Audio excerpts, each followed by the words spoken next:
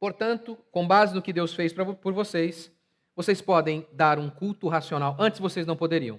Não é por acaso que nas religiões pagãs as coisas mais absurdas foram oferecidas a Deus, como, por exemplo, uma criança. Moloque exigia sacrifício de criança. Não era Moloque coisa nenhuma, era um homem que inventou esse Deus chamado Moloque. Isso não é racional. Isso é estupidez. Poderíamos também falar das religiões de hoje, até do falso cristianismo, que é o catolicismo, e está em muitas igrejas evangélicas. É totalmente irracional. É totalmente irracional.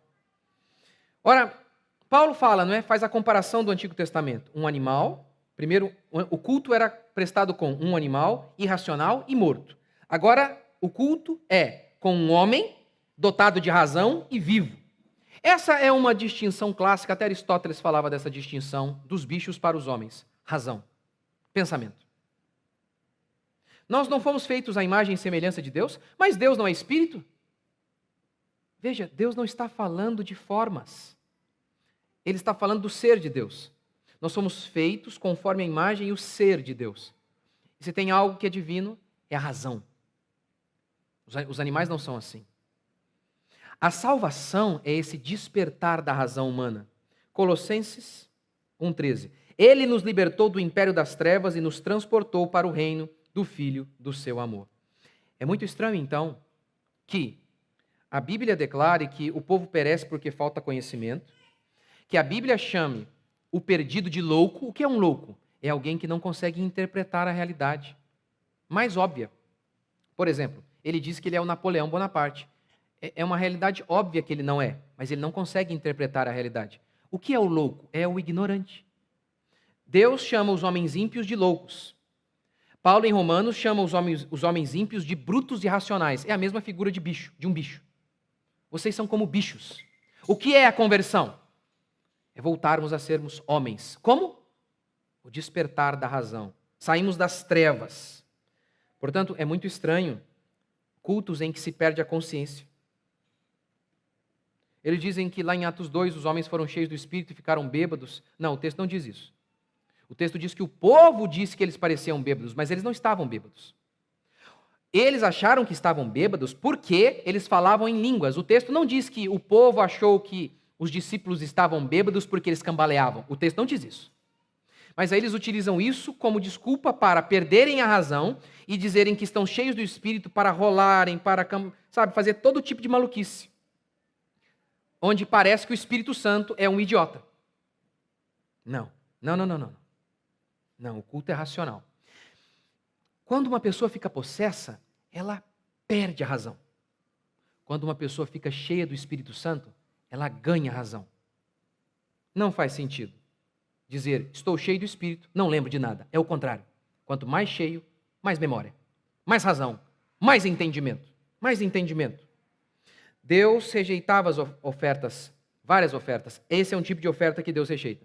Esse é um tipo de culto que é irracional e Deus não aceita. É estranho um culto em que se valorize a burrice. Muitas pessoas dizem assim, o conhecimento esfria o crente. Mentira. O conhecimento apaga o fogo estranho. Fruto de emocionalismo e vazio de verdade. É do conhecimento que brota a genuína adoração. Lembra que eu preguei para vocês aqui em Romanos 11? Lá no finalzinho de Romanos 11, versículo 33, tem a doxologia de Paulo. O que é doxologia? Paulo adorando a Deus. Paulo começa a dizer, e veja essa interjeição, que denota emoção.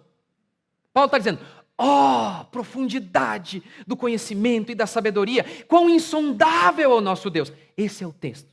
É assim que ele está dizendo. Ele não está dizendo, profundidade do conhecimento. Não. É assim, profundidade da sabedoria e do conhecimento. Quem pode dar conselhos a Deus? Ele adora a Deus desse jeito. Depois de transmitir muito conhecimento. A genuína adoração brota do genuíno conhecimento. Aquele cara lá que você disse que tem muito conhecimento não adora, então não é conhecimento de fato.